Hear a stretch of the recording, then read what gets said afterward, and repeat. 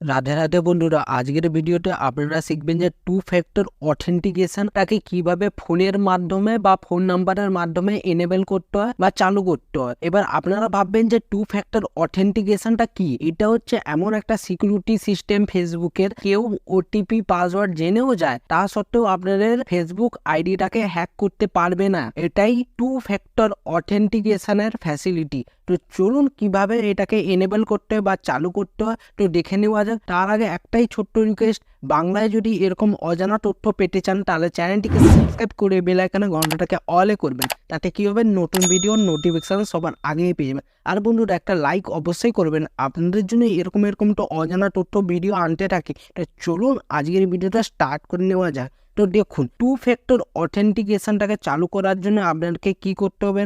প্রথমে আপনারা ফেসবুক অ্যাপটি ওপেন করে নেবেন। ফেসবুক অ্যাপটি ওপেন করার পর ডান দিকে এখানে প্রোফাইল আইকন টাচ করবেন।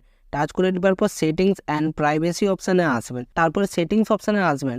সেটিংস অপশানে আসার পরই এখান দেখতে পাবেন মিটা, তার নিচে দেওয়া আছে অ্যাকাউন্ট সেন্টার, এখানে টাচ করে দেবেন। টাচ করে দেওয়ার পর পাসওয়ার্ড অ্যান্ড সিকিউরিটি এখানে টাচ করবেন। টাচ করে দেওয়ার পর দেখতে পাবেন টু ফ্যাক্টর অথেন্টিকেশনে টাচ করবেন। টাচ করে দেওয়ার পর এখানে আপনার আইডিটা শো করবে, আইডিটায় এখানে অ্যারোতে টাচ করে দেবেন।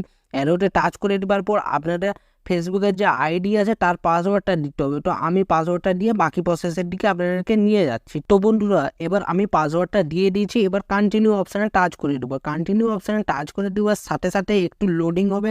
লোডিং হওয়ার পরই এখানে দেখতে পাবেন টেক্সট মেসেজ, ব্যাকেটে আছে SMS, এখানে ব্যাকেট শেষ। তারপরে এখানে আপনারা টাচ করে দিবেন, এই বিন্দুতে টাচ করে দেওয়ার পর নেক্সট করবেন। নেক্সট করে দেওয়ার সাথে সাথে আপনাদের ফোন নাম্বারটা এখানে শো হয়ে যাবে। তো আপনার ফোন নাম্বারটা দেখে নেবেন এই ফোন নাম্বারটা নাকি। আর আপনারা যদি বলেন অন্য একটা নাম্বারের এনেবল করতে চান তাহলে এখানে অ্যাড ফোন নাম্বার করে দিলে নতুন একটা ফোন নাম্বার আপনারা অ্যাড করে নিতে পারবেন। তো আমার কাছে এই ফোন নাম্বার আছে, এই নাম্বার দিয়ে আমি রেখে দিচ্ছি। তো এখানে টাচ করে দেওয়ার পর এই বিন্দুতে টাচ করে দেওয়ার পর নেক্সট অপশানে টাচ করবেন। নেক্সট অপশানে টাচ করে দেওয়ার সাথে সাথেই একটুক্ষণ লোডিং হবে। লোডিং হওয়ার পর আপনার ফোনের যে নাম্বারটা দিয়েছেন ওটা একটা কোড আসবে। তো দেখুন বন্ধুরা, কোডটা চলে এসেছে, এই কোডটা আমি দিয়ে দিচ্ছি। কোডটা দিয়ে দিলেই ঠিক আছে, এবার নেক্সট করলেই তো দেখুন নেক্সট করার সাথে সাথে একটু লোডিং হবে। লোডিং হওয়ার পরই দেখুন এবার দেওয়া আছে two factor authentication is on.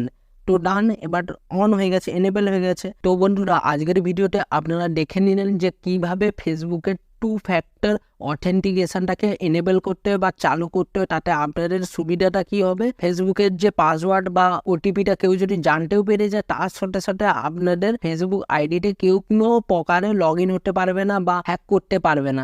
এটা আপনার কাছে সিকিউরিটি ভাবেই থাকলো আপনার ফোনে। তো বন্ধুরা এটাই আজকের ভিডিও ছিল। তো বন্ধুরা আজকের ভিডিওটি যদি ভালো লেগে থাকে অবশ্যই একটা বড় রেখে লাইক করবেন। চ্যানেলে যদি নতুন হয়ে থাকেন তাহলে চ্যানেলটিকে সাবস্ক্রাইব করে বেল আইকনের ঘন্টাটাকে অলে করবেন। তাতে কি হবে, নতুন ভিডিওর নোটিফিকেশন সবার আগেই পেয়ে যাবেন। তো বন্ধুরা ভালো থাকবেন, সুস্থ থাকবেন, দেখা হচ্ছে নতুন ভিডিওতে।